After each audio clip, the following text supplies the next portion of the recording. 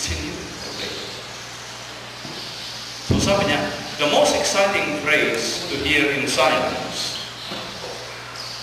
sabi ni Archimedes, ewan kung narinig na ninyo yan, Archimedes principle, is not eureka. Ito si Greek. Eureka.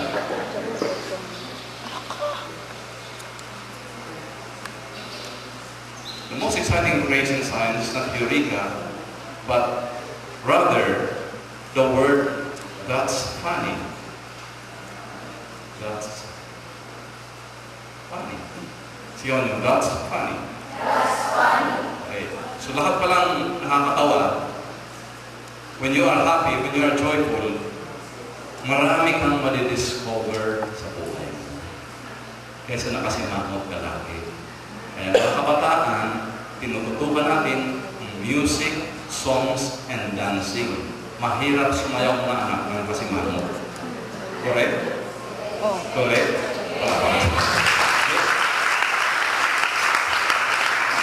So sabi ng isang writer, the most exciting phrase to hear in science, the one that heralds foresees, that heralds new discovery, is not eureka.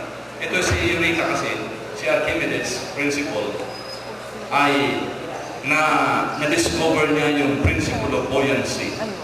Gaya ng discover ng gravity, discover ng kung ano-ano pang, halimbawa discover ng penicillin. Amen? Discover ng mga antibiotics, which we enjoy now. Oo.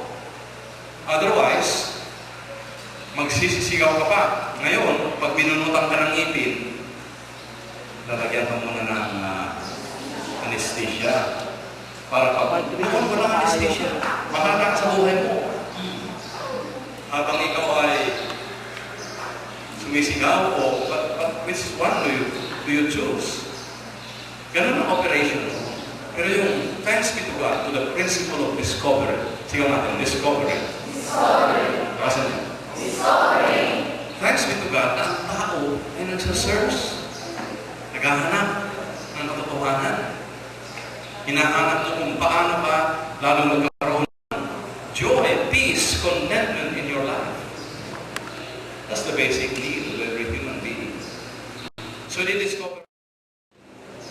Pinagtagumpay na ni Jesus yung lahat ng iyong hinahanap sa buhay.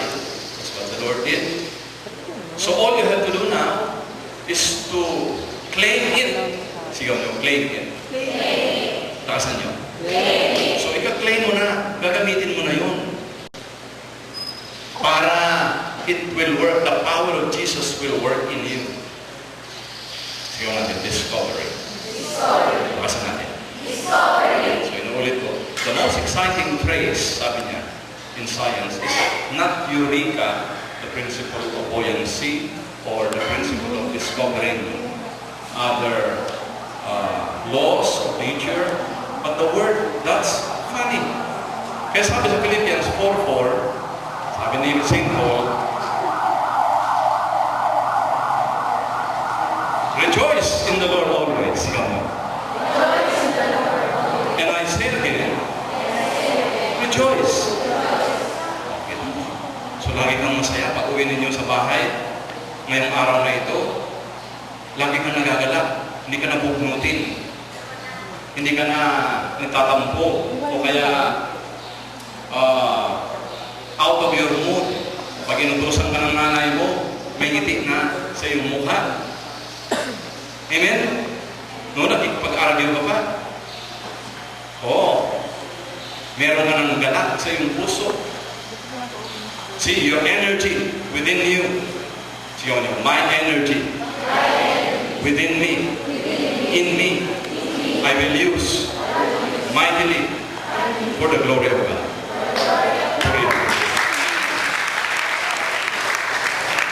So ang mga kabataan hindi lulugo-lugo, lalo na dito sa Shalom. Amen? Amen. Hindi lulugo-lugo. You are on fire. Sabihin mo sa katabi, you are on fire. For the Lord. Palagpakan naman ang lakas ng Diyos. So masigla ka na. Ang hinahanap-hanap mo ngayon, hindi na yung barkada mo na nag-umpisa na magsyabu, kaliit-liit pa, 5 years old, naninigarilyo na. Wow! Ganito siya. Diba kung ano naiisip ng utak?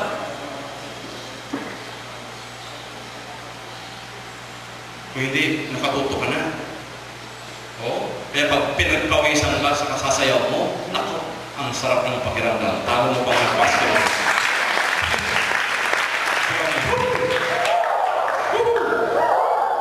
Pag ginamit mo yung energy mo sa kabutihan, sa sports, sa pag-practice ng gitara, pag-practice ng vocal cords mo, oh, something worthwhile, you begin to discover. Kung productive ka, oh, hindi ka pasaway. Amen? In your imagination, yan, ito na, malapit na tayo. Imagination. Imagination. Siyo yung imagination. Ito mo. Ulit. Imagination. Kung ano-ano ang naiisip mo. So, pag yan ay naging wild at hindi mo dinirect, kawawa ka. Pero pag yan ay itinutok mo sa kabutihan pala, sa gusto ng Panginoon na magpuri ka lagi, magpasalamat ka. Wow! This is your day. So, this is my day. This is my day. Basa nyo? This is my day. This is your day. This is your day of discovery. Tapos na. Wala. Kasi yung mga energy na yan, sayang yan pag hindi mo ginamit Wala. sa kabutihan. At higit sa lahat, kanina ba ang energy na galing? Hey Lord, galing sa Diyos. Oo. At ikaw ay nakakasayaw. Kalundag ka. You have dreams and visions. Yan. Na. Okay. Dreams and visions. Hindi kayo pinanganak ng kulela. Di ba pa, minsan may quiz kayo, may exam. Oo, may exam. Tapos, parang naasa ka dahil medyo kulela, hindi ka nakapag-aral eh. Nag-quiz o nag-final exams. Napasarap yung tulog mo. O nasa pasarap yung iyong extracurricular activities. Sa halip na nakatuto ka, aba, na misplace yung energy mo. Amen? Oo, hindi na disiplina.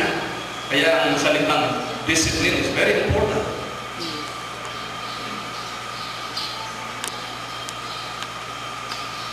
Discipline. Sigaw niyo, discipline. Nakasan. Discipline, ibig sabihin, tinuturoan tayo ni Lord. Disciples. Ano? Tayo ay natututo. Every day is a day of learning. A day of discovery. Ang dami mong makikita. Sabi doon sa 1 Corinthians, chapter 2, 8 and 9. Sabi ni Pablo Apostol, hindi pa nakita ng mata, sigaw niyo. Hindi pa narinig ng tenga, ni sumagi sa puso ng tao, ang bandat kababalaghan, inihanda ng Diyos. Sigaw niyo, kanino? Sa lahat ng umiibig sa Kanya. Sigaw niyo ako yun. Basa niyo? Sigaw niyo! Purihin yung ating Diyos. So, yung pangako pala yun, i-memorize nyo yan, ha? 1 Corinthians chapter 2. 2, 8 and 9. Diretso pa na sa atin. Okay. So, ipadidiscover pala sa iyo ng Panginoon yung mga bagay na hindi mo pa nga na-imagine. Lalo na sa Ephesians 3:20. Yan. Efeso.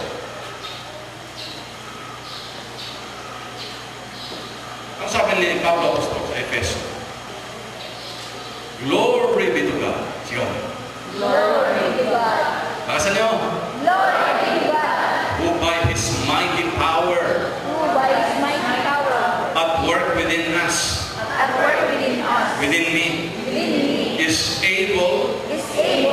to do far more than we are able to think or imagine or pray for or ask for. Wala pa ng ating Panginoon. Dahil very sharp ang mga memories ninyo, take the advantage and exploit your opportunity to memorize this. At very early age. Ako noong your age, no? Hindi ko pa alam mo. Wala akong hilig magbasa-basa dyan. Ng mga scriptures na. Pero kayo, bata ka, you literally become a dynamite. Like a potent atomic bomb in the society. That's what you are. Amen. Amen. The secret, therefore, is to focus. Focus your energy. Yan. Sabi mo sa katabi mo, stop wasting your time. Stop wasting your time. Alasan nyo. Stop wasting your time. Sigaw nyo ba? Stop wasting your time. Halimbawa, nasobrahan ka sa computer. Mga bata, ang nagaling. Lalo na pag mayroon ng mga papahan. Ang gigigil ka na. Kaya karamihan yung mga matitindi sa computer, hindi na natutulog magsalita. Bakit ang doon maghapon, wala yung nanay, wala yung tatay. This is the plague of the 21st century. Kaya don't fall into that loopholes. Mahusay nga, magagaling ang bibilis. Tinuturuan pa yung mga adults kung saan pipindutin at ano. Ito, sabi ng isang writer na pakinggan niya, the illiterate, sabi niya, the illiterate of the 21st century, yung no read, no write, di ba? Illiterate. The illiterate of the 21st century are not those people who are unable to read and write. Ngayong 21st century na, ang mga illiterate, hindi yung mga tao hindi marunong magsulat, hindi marunong magbasa. But those people who cannot learn, number one, learn, sigaw niyo learn. Number two, who cannot unlearn. Unlearn. And number three, those who cannot relearn. Okay, read. 1, 2, 3.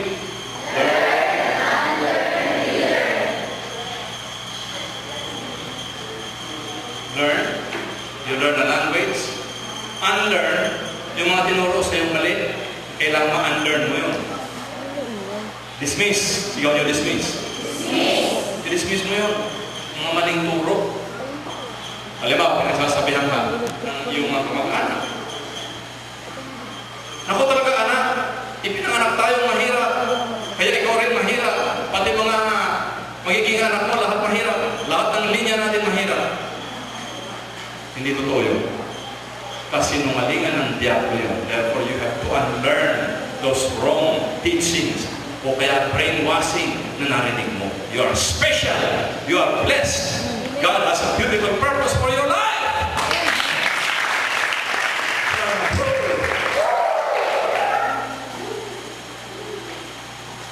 Noong 10 years old pa lang, si Einstein. Remember Einstein? Albert Einstein? The one who exploded atomic bomb in Japan, in Japan during the Second World War. But you heard it, physical science, theoretical physics and all that. Sabi sa kanya ng kanyang mga teachers, itong batang ito, sinabihan niyo mga magulang, walang kahihinat na, bobo. Kita mo na. Teacher ang nagsabi na, bobo daw. Kung narinig mo yun, at bumaon sa puso mo, maniniwala ka dahil sinabi ng teacher. Kahit siguro mga parents, yun ang sinabi.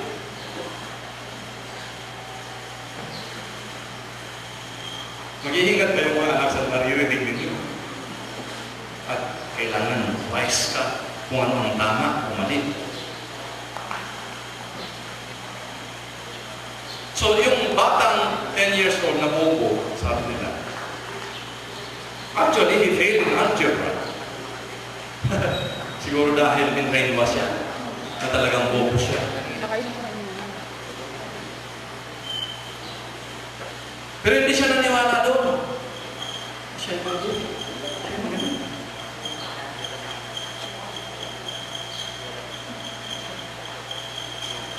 Magaling siya. In fact, the truth is, as he advances in learning, i-off mo muna siguro yung maingay niya. Ano ba yan? Parang helicopter. I-off mo muna. Bigyan mo muna siya ng pahinga. Napako siguro. So, itong batang ito, na sinabihang bobo, nagsikap siya. Hindi siya naniwala doon. And you know what happened to make a long story short? He turned the physical science upside down. As it were, he made his own mathematics and science and became the most celebrated and brilliant scientist of the 21st century. Purihin ang Diyos. Ay, kung nakinig yun sa mga kamag-anak niya o sa teacher, okay ka. So mga anak, sabihin mo sa katabi mo, iingat ka sa mga naririnig mo. Kasi nangalingan. Dahil maganda ang plano ng Diyos sa buhay mo. Hindi ka bobo. Matalino ka! Matalino ka!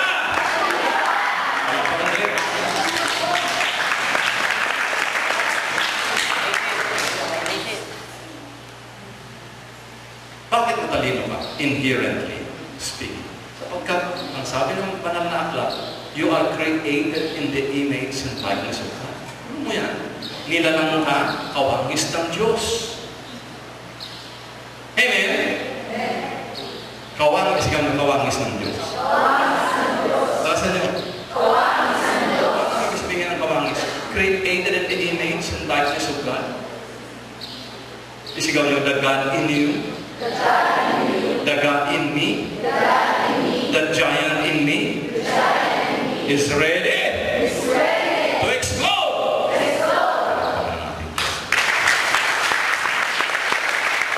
So, yung ginagawa natin dito, balikan natin ang salita ng Diyos. Ito yun. This is God's love letter to man.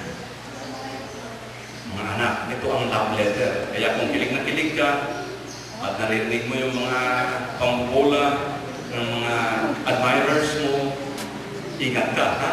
Dahil baka makamali ka ng decision sa buhay mo, no? This is the best love letter in all of the world. Sigurado, ito, pag sinabi ng Diyos na mahal ka, talagang mahal na mahal na mahal.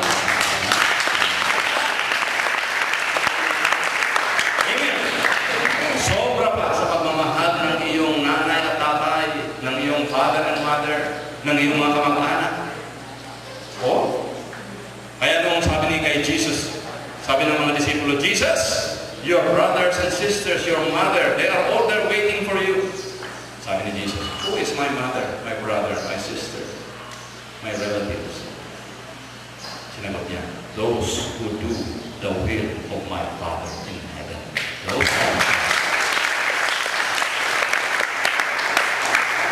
Amen? So, yan din ang mga sagot nyo. Ha?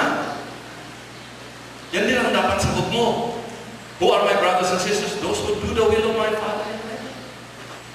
Kaya itong naranasan ninyo dito, sa tatlong araw, you will establish a relationship. Sobra pa sa relationship mo sa kamag-anak mo.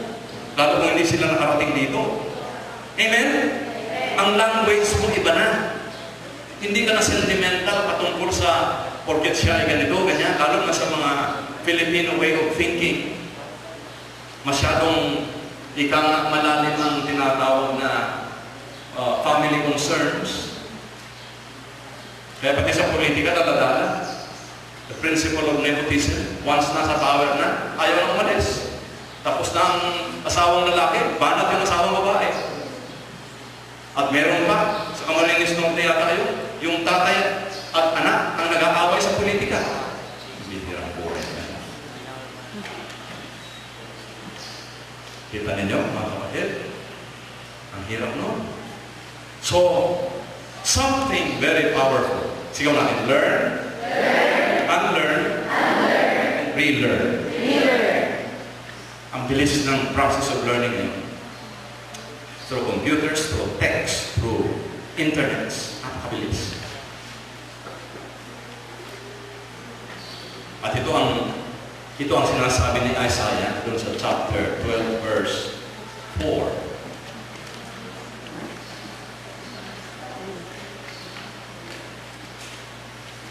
3, 4. Sulat na namin. Ang sabi niya doon, people will run to and fro. They will travel. They will run to and fro, and knowledge shall be increased. Kita nito si Daniel, ang thousands of years ago writing before Jesus. Alam na yung mangyayari sa 21st century. Amen? Bakit? Sapagkat ang salita ng Diyos is yesterday, today, and forever. Sigaw nila, past, present, and future. Sasakupan na kanya ni Lord. Time is actually an illusion.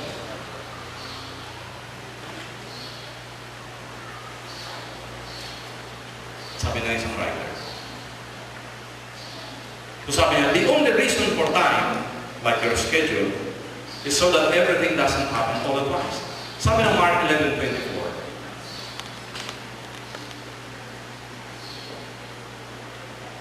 Mark 11:24. Kita niyo mga anak, ha? Ganda niya. Mark 11:24.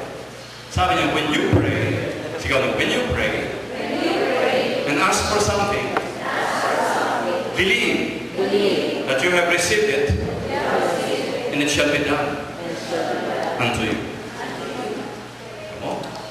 Kung ikaw raw ay may hinihiling, meron kang iniluluhod sa Panginoon, sumampalataya ka raw na natanggap mo na. Amen? Sumampalataya ka na natanggap mo na. At yan ay ibibigay sa iyo. Tingnan mo, analyze mo yung sentence na yun. Naroon ang present participle, nandoon ang past tense, nandoon ang future tense. What is future? Will be. What is past tense? It is already done. What is present? It is being done. Okay? Oh? So, kung ikaw ay nanalangin, sumampalataya ka na natanggap mo na, at yan ay ibibigay sa iyo, sobra pa. So kay Lord pala, past, present, and future, nasasaklawan niya lahat. In an instant, nandun lahat. Kaya yung binibidhi mo kung anong klaseng future mo, ay nariyan na! Narito na! Sigaw, narito na! Sa inyo? Narito na! O yung iba sa inyo gusto maging nurse. Fine. Very good. Yung iba, piloto. Gaya ni Ian here. Oh, yung iba, engineer. Yung iba, doktor. Yung iba, architect. So, kung saan ka tinawag at tutuklasin mo yun kung talagang doon pa. Yung iba, gusto magpare. Yung pala, yung nanay ang gusto magpare. Tinulak yung anak. Natapos na. Pero hindi nagtagal. Mali. Okay, ulitin natin mga anak. My assignment is not my decision, but my discovery. Ang problema kasi minsan ng mga magulang, porque doktor, yung ama at ina, ay gusto lahat ng mga anak, puro doktor. Medicine. Okay lang. Mag-inspire, pero hindi lahat. Ganun. O kung yung tatay naman abogado, naku lahat abogado. Ang labas, abogado. Or abogado. Mali. Kung yung ano naman, ay tinawag na engineer, lahat naman engineer. Hindi ganun eh. Bakit, Father Archie? Sapagkat ikaw, bawat isa sa atin ay iba. So, ang ibig sabihin, kailangan tuklasin mo kung ano ang panawagan sa iyo ng ating Panginoon. Amen. Siya nyo amen? Amen. Yung iba sa inyo, magiging active sa music. Fine. O, punta ka kay Brother Raul. Yung iba sa inyo, magiging active sa preaching. Fine. Very good.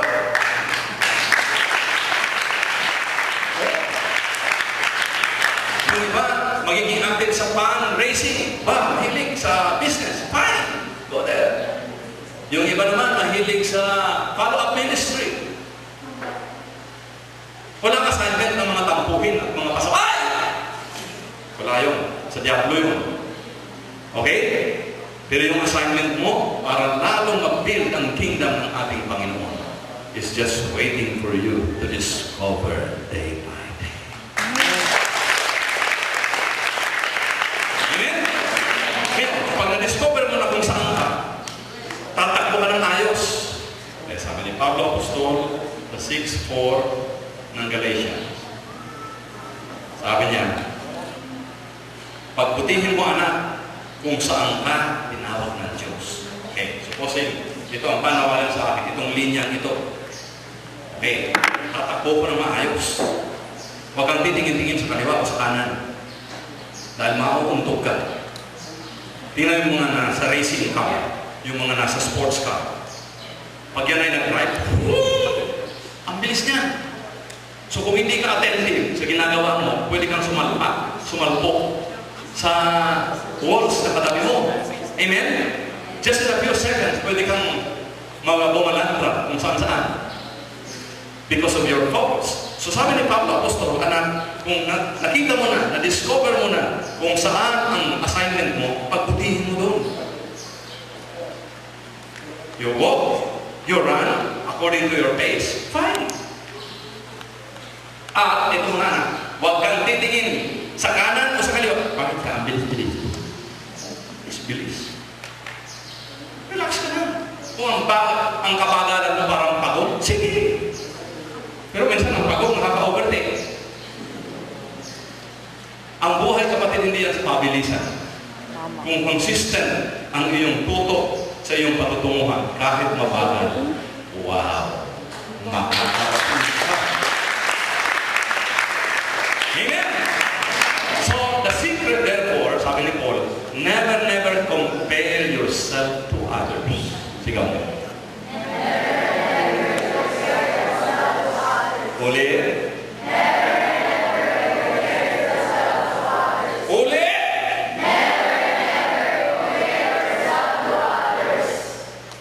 Mga anak yan ang kadalasan ng kalungkutan ng puso ng tao. Bakit siya? Ako, maliit po. Bakit siya? 2 kotse. Ako isang kalahati. Isang kalahati. Makontento ka, meron ka. Tama. Otherwise, you will be wasting your energy for nothing. Principles ito ng kailangan tutukan mo ng ayos. You want to be happy? Focus where you are. Don't mind the speed of others. They can run. Go ahead. Remember that your attitude, my attitude, not aptitude, determines my altitude. Palakpakan ng Diyos.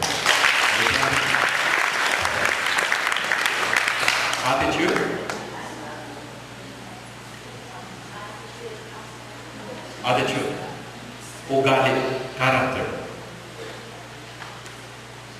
Not your aptitude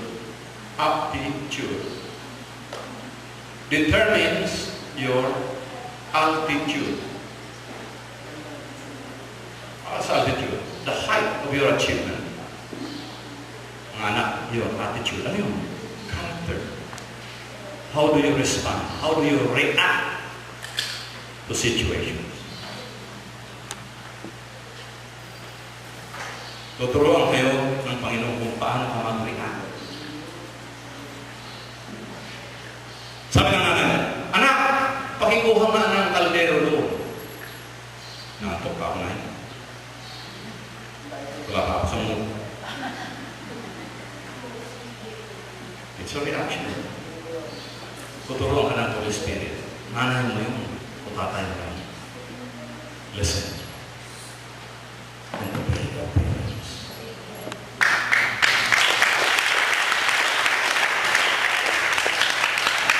Obey your parents, what is that? It is a reaction. At mga anak, ito lang. Sa buong Biblia, love your parents, respect them. Ito lang. Sa buong Biblia na sinabi ng Panginoon na pag ginawa mo ito, minahal mo magulang mo, nirespeto mo magulang mo, long and satisfied life, mahabang buhay at tagumpay sa lahat ng gagawin.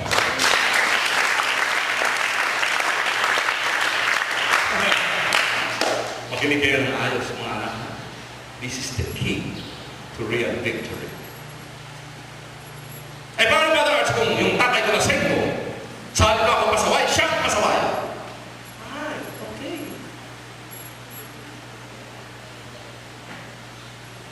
Lasing mo yun, pero wala ka pa rin karapatan. Lumaban.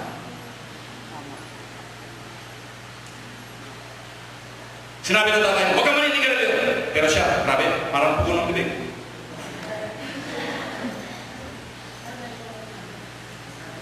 How do you read that? Of course, mali. Dahil, if a father or mother does that, at pababawalan yung anak, manigarilyo, eh siya, parang pugo ng bibig, yun ang tinatawag na credibility ka. You say one thing, but you do another. Ang problema, hindi yun. Ang problema is ikaw. How, as a child, do you react?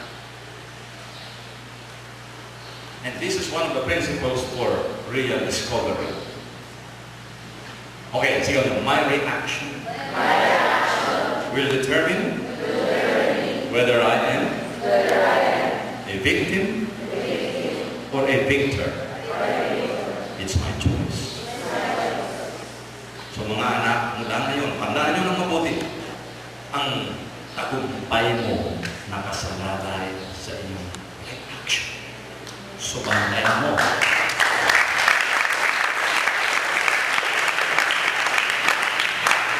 Isa ito sa pinakamatinding susi sa pinag-uusapan natin ngayon. If you want to discover the giant in you, listen carefully.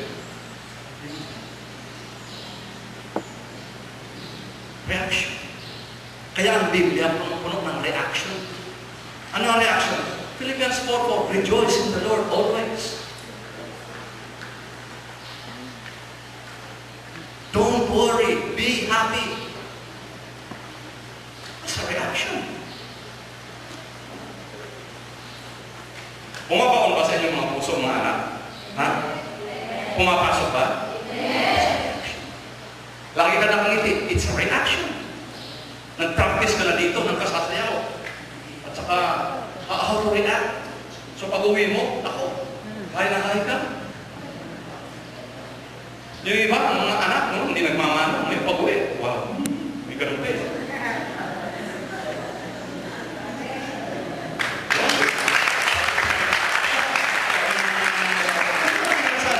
Biglang bumain. Wow, bakit? Pininyagan ka ng Holy Spirit sa occasion na ito. So, meaning, reaction therefore will make you wise. So yan ang babantayan mo ng mabuti. Sabi ng Proverbs, if I'm not mistaken, 4:23 ng Proverbs, i-check lang naman. Sabi niya, keep your heart with all diligence. Sigaw niyo. Bakasan niyo mga. Keep your heart with all diligence. Okay, ano yun? Yun yun. So yung giant in you will be discovered because you know how to handle your heart.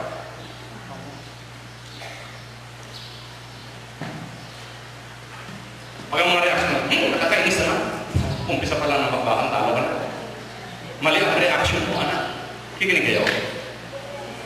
Ay talaga naman, Father Archie, nakakainis. Okay. Hindi yung pangyayari ang importante. Ang importante kung paano ka mag-react doon sa nangyari sa'yo.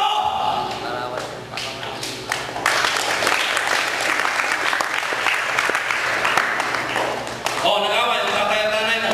Ngayon, ano reaction mo? Lalayas! Hindi, lay hands mo. Hallelujah to the Lord forever. Natuto ka dito maglayan. Thank you, Lord. Napakababait itong nanay at tatay. I-reverse mo ang psychology. Huwag lang ka maririnig baka sabihin, ang i-insult ko itong batang ito. You know what I mean? Keep your... Relax ka na. I-lay hands mo. Pag-pray. Nakakaintindihan tayo. Parents worry about their finances. Ikaw ang mag-react. Sabihin, thank you, Lord, for the finances of this family. Huwag ka nang sumali sa worry. After all, wala nang magagawa yun. Amen? Kung wala nang bigas, ang iyong mga sinasaking iniluluto, wala nang bigas, patayuin mo yung sako. Italin mo, parang punong-puno ng bigas.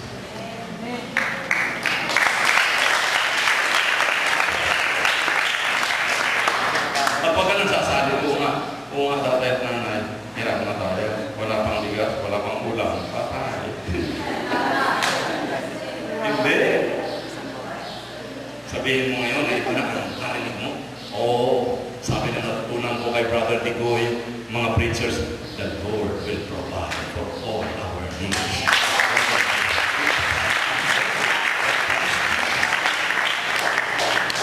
Is that a reaction? Exactly. Bago kayo mag-exam, di ba? May test sa algebra, o sa physics, o sa science, o sa history. Lord, give me the wisdom. Sagutin mo muna yung mga mahihirap na mga tanong para your energy is fresh. Amen? Tsaka, matulog ka ng mabuti before exam. Not cramming. Ilong-ilo ka na, tapos mag-exam ka, baka bumigay. Mga anak, success is not instant. You have to build it day by day. Hallelujah. Amen? Amen. You have to discipline and build it day by day. Gusto mo malakas sa katawan? You dance. You play basketball. You run. That needs time. Sigaw yung time. Bakasan nyo.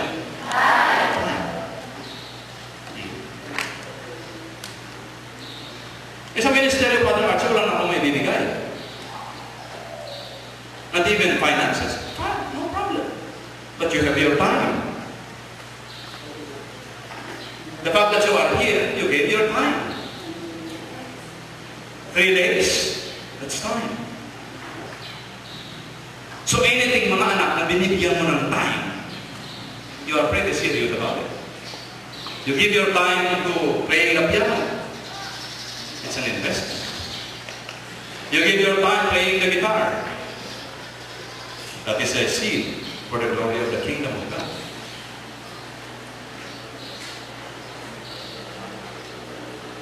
You can create with your seed what you cannot buy with your money. So mga anak kita mo, ang usapin sa mundo nito, hindi puro pera. Kasi nadamit ang pera. Pero yung seed na ibinigay mo, halimbawa ito, binigyan mo ng pansin. After this, pupunta ka pa rin sa Quezon Circle para i-follow up. Grabe yung sayawan ng mga kabataan during the motorcading. Nag-a-attend. That's an investment. Pinapractice mo kung paano ka mag-react. Marami kang problema, pero mula na yun, wow, sinusurrender mo na kay Lord. Hindi mo na na pinapasan-pasan. Sa halip na maguri ka, nag-rejoice ka. O, ano yun? Reaction yun. Ano mangyayari pag nag-rejoice ka? Pangako ng Diyos, hindi na sinungaling. Tapat ng minimitik ng puso ng Panginoon.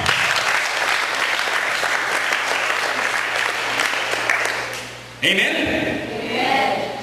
So, ito ang sinasabi ng banal na Biblia na renewing of your mind day by day. In other words, mga kabataan, ang mula ngayon ang pag-iisip niyo ay katumbas ng pag-iisip ng Diyos. As you read the Bible, yung utak mo ay magiging utak Diyos. Nasundan niyo yun? Sige mo, utak Diyos. O sabi ni Paul, 4:13 ng Philippians, I can do all things. Sige mo. I can do all things. Nasa niyo? I can do all things. Through Christ, Through Christ who strengthens me. who strengthens me. You can do all things. Wow, grabe.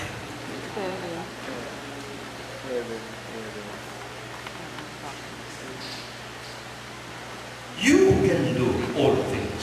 Sabi niya, tuwa na. Hindi naman nagputula ang Diyos ng sinabi sa iyo, you can do all things. Sinabi ng Diyos yan. Ang ibig sabihin, pag yan ay ibinaon mo sa puso mo, that you can do all things through Christ who strengthens you, hindi sinungaling ang Diyos. Tuto pa rin ang Diyos na talagang kamuhan.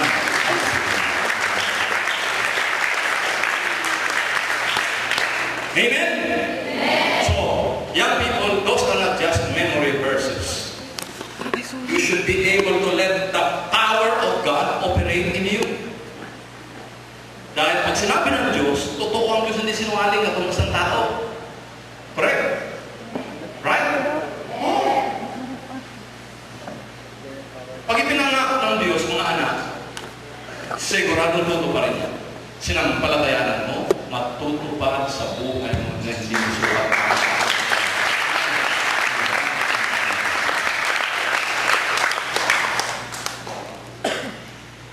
Ang magulang mo, pumaltos na ng kaibigan mo, magkulang na.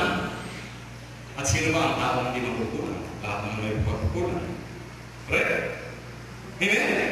Pero ito ang pinag-uusapan natin ngayon, na nakatuto ka sa ating Panginoong Diyos, nagagabayan ka upang the very best in you, the giant in you, will come out and make you the best of all. Wow, makahanda na yan.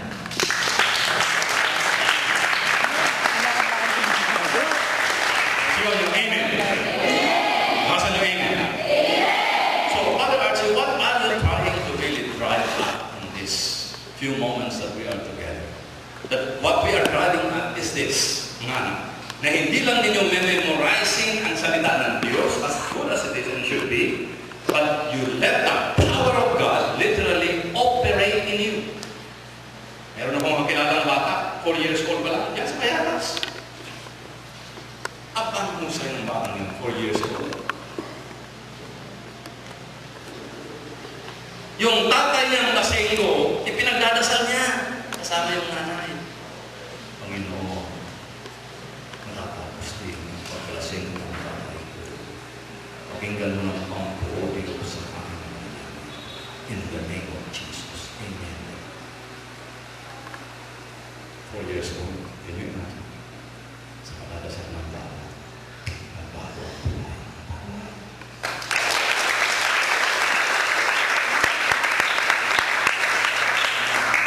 So, walang bata rin, matanda, or middle age. Kaya nung tinawag si Jeremiah, gaya nyo, teenager, sabi ni Jeremiah, why me, Lord? Kakata ako ba? Bakit ako? Ang dami naman pwede dyan. So, mga anak, pag binigyan kayo ng assignment ng Panginoon, you will argue the same. Most likely. Ako yung magiging preacher. Yun ang nag-aaral sa Bible school.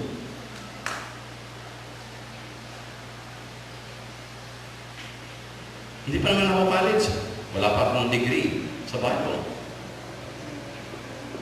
Sabi Sabi ng Diyos kay Jeremiah, huwag mong sasabihin na wala kang alam o batang-bata ka pa. Sapagkat ang aking salita ay ilalagay ko sa bibig mo upang ikaw ay magsalita sa mga Hudyo at magkaroon ng liberation ang nation.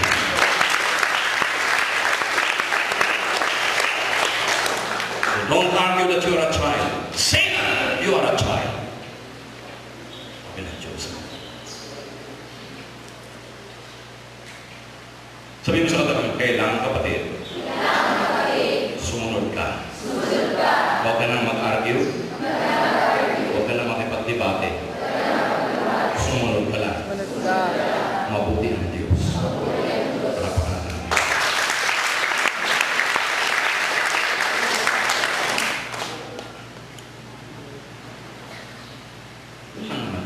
Huwag kayong paluloko sa diablo. The real key to this discovering your giant is obedience. Yan. Obedience. Maging masunurin ka. At hindi lang obedience. Sampalatayan mo ang iyong sinusunod.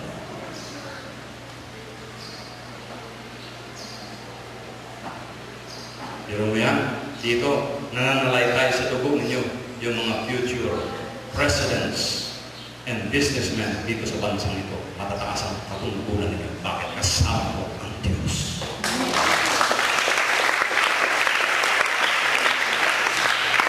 Amen? Titingnan ninyo, like during the 18th century, you have Abraham Lincoln. Alam mo, sino yun? He is the greatest, not the most powerful president in America ever. Sino siya? Grade 2 lang yun. 2 years of 4 months na nag-aaral sa tabi ng firewood. Ang electricity yan, nag-aaral. Nagkampanya 10 times, puro talo. Hindi kayo. Sigaw mo, puro talo. O ano? Babirahan din natin. Hopeless ang ginagawa. Talo. Pero hindi sumuko. Yung 10 talo, yung pala ay preparation. Dahil yung pang 11, panalo, president.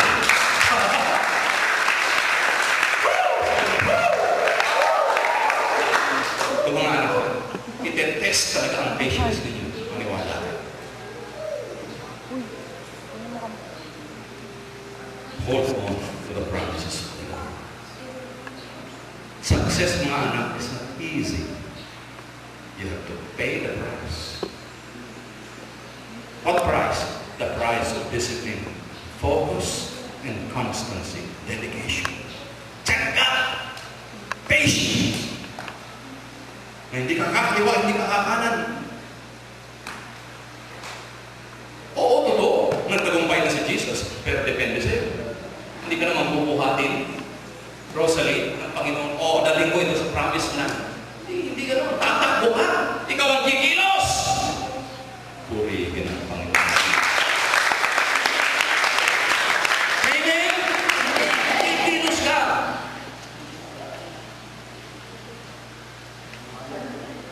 So therefore, the key, ang susi mga anak ay, at this early time of your age, alam mo na kung anong wisdom na ibigay ng Panginoon. Simple lang yun. It's just obedience.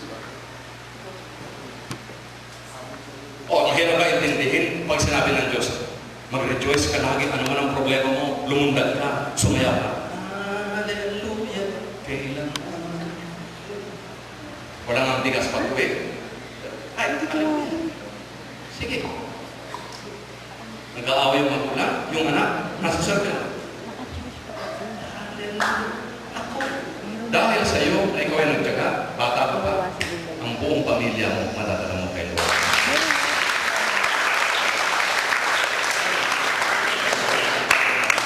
Nalanig ninyo yun?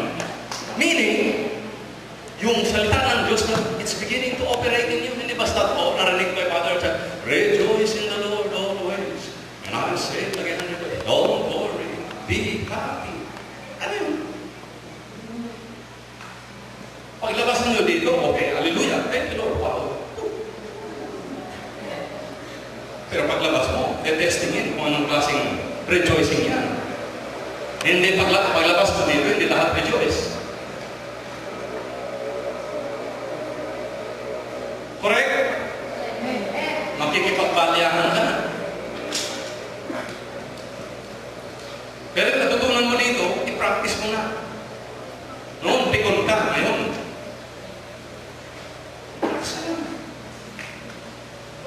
noon, pag pinuntal ka, wala lang yan. Ngayon, iba na reaction mo. Binuntal ka, hallelujah.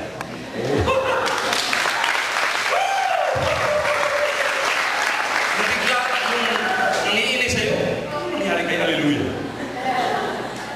Noong buntal ka, hallelujah. Bana! Ano nangyari sa'yo? Tinuruan ka kung paano mag-react. Oh, ano? Amen? Hindi ka nakapareho ng aso sa aso, pusa sa pusa. No? Iba na ang tutunan mo. Relax ka lang. Sabi ni Jesus, love your enemies, pray for those who persecute you. Yung mga nangangasap, kahit na mga kamag-anak mo pa, pintasan ka na. Hindi ka ligtas. So sabihin mo, thank you, Lord. Ininsulto ka. Nagsalitaan ka ng sana.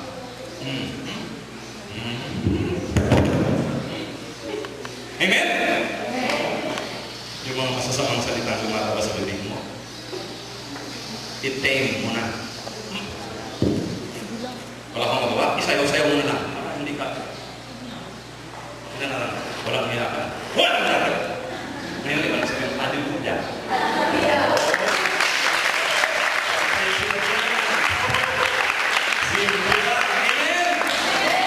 Galit na galit. Noon, kung sa lumang buhay mo, galit ka rin! Ano ba? Ngayon,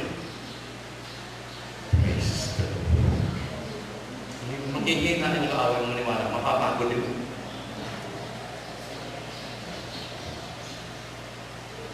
That is a very good example of reaction. Sige, reaction. And then, you discover in your heart, pwede pala yun. Yung hindi ko magawa mo.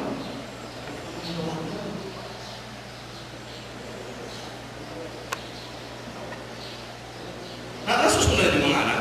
Kung ano yung pinagsasasabi ko, pag-aralan nyo ng mabuti. Saka huwag nyo maalisin ng ngiti sa inyong mga mukha.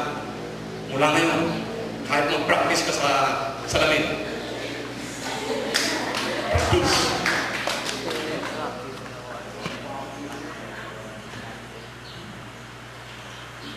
Para paglabas mo, automatic. Pag nananay, nalasal na, nakakabait na. Dati, lumubin na. Pag yan ay hinahang mo, nakaupo na sa at kung ano ng mga salitang lumalabas sa bibig, yan. Ngayon, kung wala nang marinig sa'yo, pag-react mo sabihin mo, hallelujah.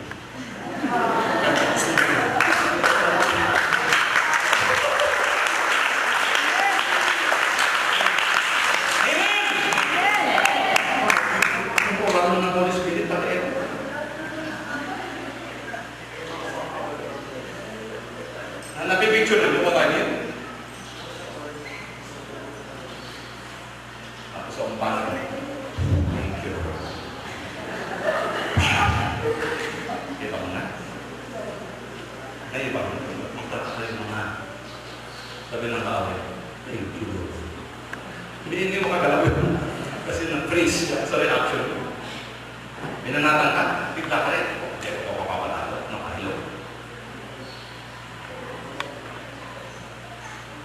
Then you will see, wow, you will improve in the life. Yung mga hindi mo sukat akalaan mangyayari sa buhay mo. Wow. As you have that self-control, yung mga blessings ni Lord, hindi mo akalain mangyayari.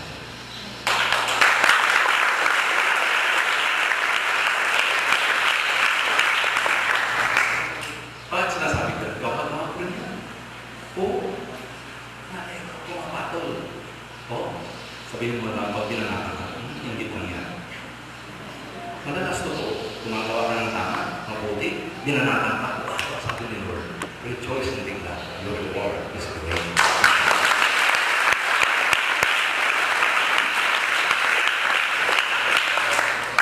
Is that the Bible? That's it.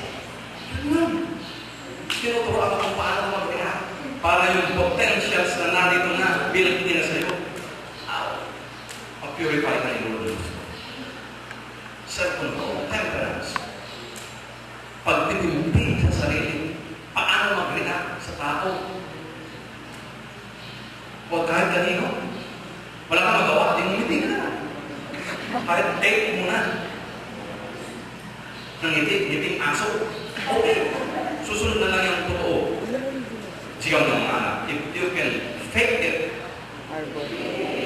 you can make it. Prakan Diyos.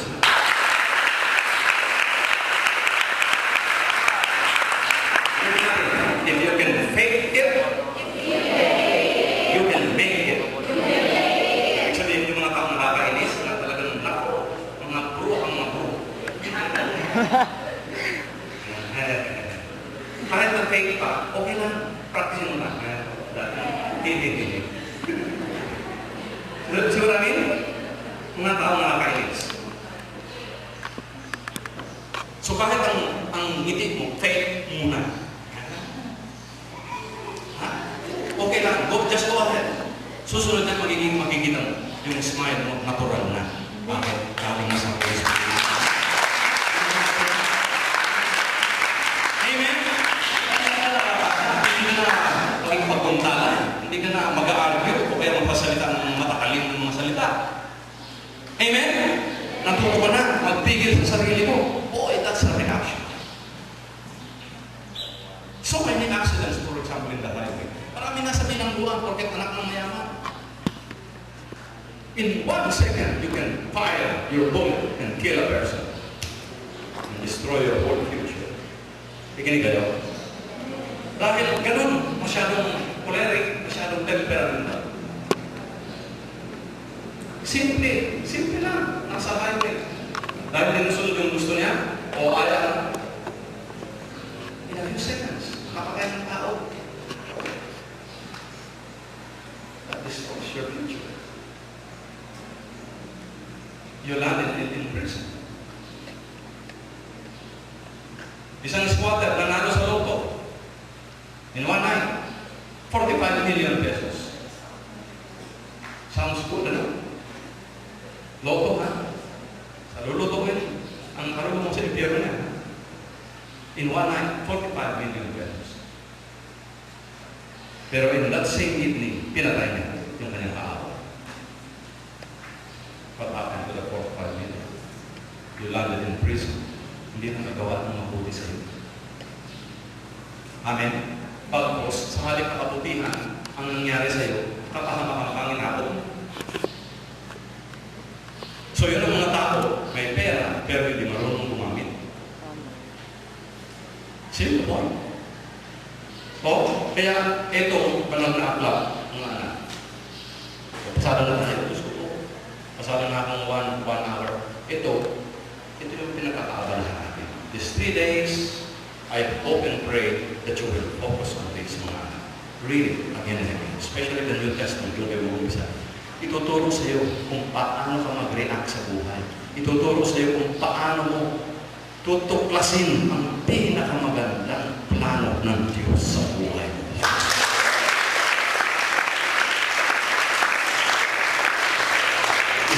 Simple lang ang buhay. Simple lang ang buhay. Nung ako'y nasa edad ninyo, I never heard preaching like this. Ako po'y nasa seminaryo na, 12 years old. You can imagine. Discipline kami, mag-aral, okay. But the Word of God, practically na. Magpapari yan.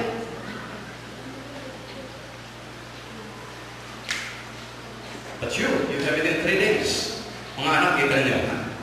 This is the century where God is a God of acceleration. Sige, acceleration. Bakasan niyo. Ang natutunan ninyo dito within 3 days can be multiplied by God. Good for 3 to 30 years if you begin to obey the Lord. Amen? Kasi hindi naman yan sa patagalan. Something so powerful. Jesus performed a miracle in a split second and turned the water into wine. Remember? At the marriage feast in Cana? Amen? Ano sabi ni Jesus? Put the water into the jars. Ngayon, kung gagawa ka ng pinakamagandang alak, 20 years. Ipapakuha mo sa lupa. Diba? Yung mga totoong gumagawa ng mga wine na yan. Bakit yun? Within seconds. Sabi din Jesus, sabi ni Mother Mary, remember? Mother Mary, son, they have no more wine. Sabi ni Jesus, woman, what is that to me and to you? Parang walang galang si Jesus, ano? Sinagot niya yung nanay niya, woman, what is that to me and to you? Nabasa na niyo yun, mga anak? Narinig niyo yun? Oo. Sabi ni Jesus sa nanay niya, woman, what is that to me and to you? My time has not yet come. And then sabi ni Jesus, fill up the empty jars. 6 of them. Pinuno ng tubig. And then sabi ni Jesus, okay, kumuha ka na isang pitcher. Tikman mo. Wow. Sigaw mo. Wow. Within seconds. Wow. Sabi ng mga tao, sa mga occasions na ganito may kasalan, usually ang sinaserve sa unahan ay pinakamasarap na alak. The best wine. Sigaw niyo, good wine. Wine. Sa Biblia, pag sinabing good wine, it's not bad wine. Ano yung Father Arch yung bad wine? Nakakalasing. Kaya yung mga lasing ko, kung gusto nilang palusok sa kanilang paglalasing, tingnan mo si Jesus, hindi ba yan? Pastor ng mga lasing ko, yung tubig ginawang alak, yan yung mga kasama ko. Because they thought that wine was fermented. Amen? Ayun ay grapefruit juice. Sarap ng wine. Hindi na inilibing na napakatagal. So mga anak, ang ginagawa sa inyo ni Lord ngayong araw na ito at itong mga nakaraang araw, what you could have learned in years, you can learn in 3 days because God is God.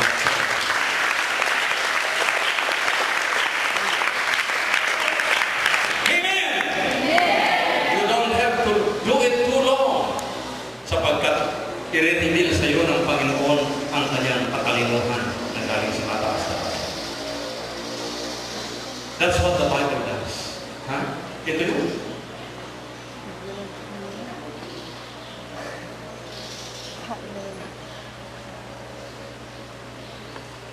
Sino ba ang ayaw no?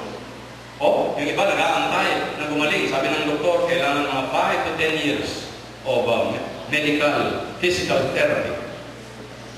Nakapakinig ng salita ng Diyos, it doesn't take you 2 or 3 years. You can receive your instant healing by the power of God. Amen? Mas ikaw ng mga wisdom is the principal thing. It's the principal.